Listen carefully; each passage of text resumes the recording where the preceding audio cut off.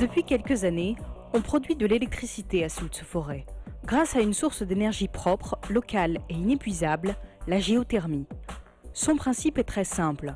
Il consiste à exploiter la chaleur du sous-sol, soit pour en faire de la chaleur, soit pour en faire de l'électricité. Donc sur ce schéma, nous avons d'abord la géothermie superficielle avec les pompes à chaleur, donc vraiment des choses entre 0 et 100 mètres.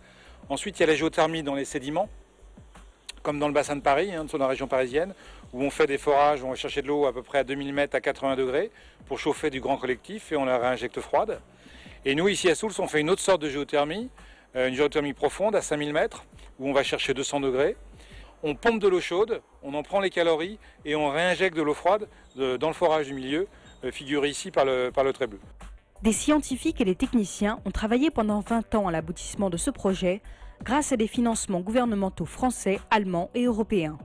Le résultat est une installation pilote. Alors effectivement, Soultz c'est quand même un site assez unique au monde.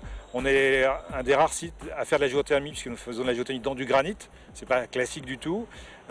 Soultz a une très longue histoire et comme nous étions financés en grande partie par des fonds publics, beaucoup de ce qui a été fait à Soultz est passé dans le public et nous avons énormément de visiteurs étrangers et nous avons inspiré d'autres expériences et aussi beaucoup de gens qui ont travaillé à Soultz maintenant travaillent dans d'autres pays ou dans d'autres équipes. Donc Soultz rayonne beaucoup dans la communauté géothermale française, européenne et mondiale.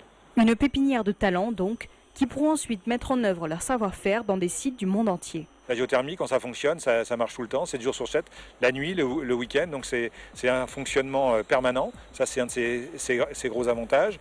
Et puis une installation géothermique est dimensionnée pour une durée de 20 à 30 ans en moyenne. Donc aussi, dans le temps, c'est quelque chose de durable. Alors les inconvénients, eh bien, c'est la ressource est difficile à caractériser, à trouver. Les forages, donc à grande profondeur, coûtent cher. Il faut aussi des gens formés. Ça fait appel à pas mal de métiers différents. Travailler dans des réservoirs profonds, il faut développer ces réservoirs. On agit sur le milieu en faisant de la stimulation et ça crée également des séismes. Enfin, en surface, un des inconvénients également, nous avons de l'eau salée. Donc nous pouvons avoir des phénomènes de corrosion qui attaquent nos tubages.